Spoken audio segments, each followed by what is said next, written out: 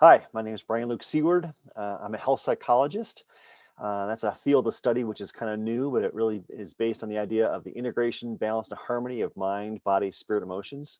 Stress management is a topic which is near and dear to my heart, and I've been teaching it uh, in all kinds of ways, workshops, classrooms, and things for about 40, 45 years. The biggest issues before COVID across the country were isolation and alienation. And then we had this pandemic, which basically put a magnifying glass on those two problems, and we still have them today. I can recall when I saw the writing on the wall with what was going to happen with the pandemic early on, like in February, before things really closed down, and I thought to myself, we are in the midst of a huge mental health care crisis. This is only going to get worse. It's like throwing gasoline in the fire. So in this new edition, I felt it was important to open up with a whole new chapter, which I call Living in an Upside Down World, which was what we're doing right now.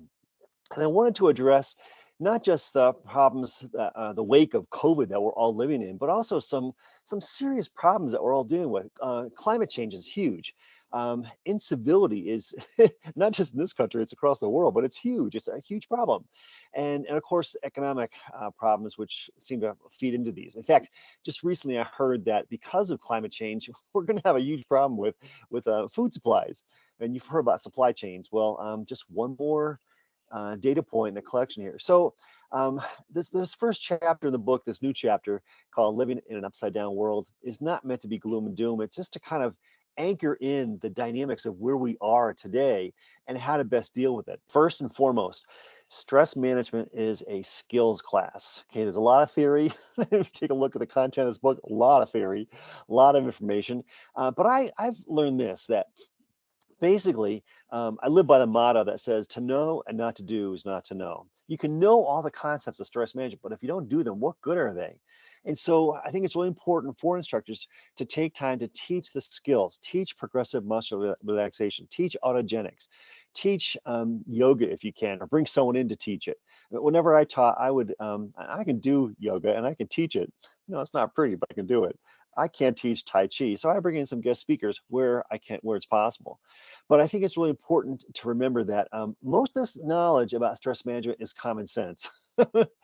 And common sense is not too common when stress enters the life. And so that's why these skills are so important to practice on a regular basis, time and time again. I really felt it was important to address some immediate concerns that people have when they're stressed, not just theories about 5 years from now if you change behaviors. So I made a toolkit. So every chapter has one, if not more, ideas for immediate stress relief, which we call the self-care toolkit. And I think that sometimes there's probably two per chapter, but a lot of immediate ideas to help reduce stress right away. Over half of Americans right now claim not to get a good night's sleep on a regular basis. That's huge. And so this is going to affect, it's going to affect your work productivity. It's going to affect your driving. It's going to affect your relationships. It's going to affect everything from eating to God knows what else. So it was time to do a chapter on sleep and the problems thereof. And of course, the pandemic only made all this worse. So that's why that's in the book now to a much deeper extent. We decided to include a few new guided meditations and also some, what I think is really cool, some nature sounds mixed with some white noise. And so you can actually have that play in the background. You can listen to it while you go to sleep. But I thought it was important to have some new additions to the MP3 selection of audio tracks there. So that's why that's there. And you can also use it as an instructor. You can use it in class. I mean, when I was taking stress management, I had a very progressive teacher back in the 70s. Let me tell you, this guy was he was ahead of his time. But he would have us have us learn these things in class. He would play some recordings, which were phenomenal. And so I am using this as a means to carry on the tradition. We live in an entertainment society. Students expect to be entertained. You cannot just throw a couple of words up on a screen there. You've got to have something which is engaging. And so all these ancillaries are meant to help augment the students' experience to learn the content, whether it's with practice quizzes, whether it's the test bank that you might decide to use for the midterm or finals, whether it's the lesson plans. There's a whole beautiful set of lesson plans that I created for people who maybe want to try something new or maybe have never taught stress management before.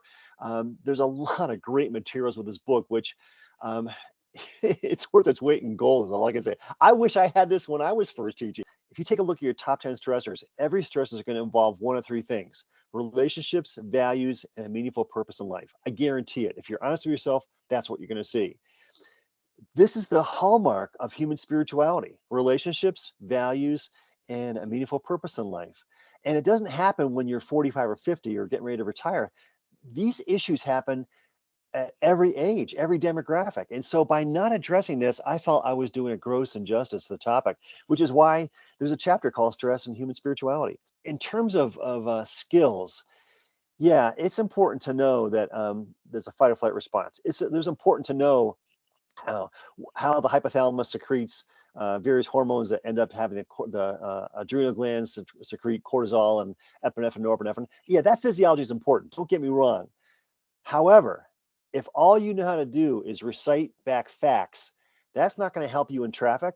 That's not going to help you with a bank account that's running low on funds. That's not going to help you with climate change. That's not going to help you with anything. We need to actually apply these skills on a daily basis. And just like brushing your teeth, taking a shower, good hygiene, we need to have good mental hygiene for stress. And I got to tell you that I never thought that my textbook was going to be listed as a self-help book. But I think for a lot of people it is. I get emails and text and phone calls from not only students, but the students' parents who read this book, I guess when the kids come back home from vacation, and they say, hey, this is important. A lot of students tell me, yeah, this is one textbook I'm not going to sell back. I'm keeping this for a while. It's got some good stuff in it.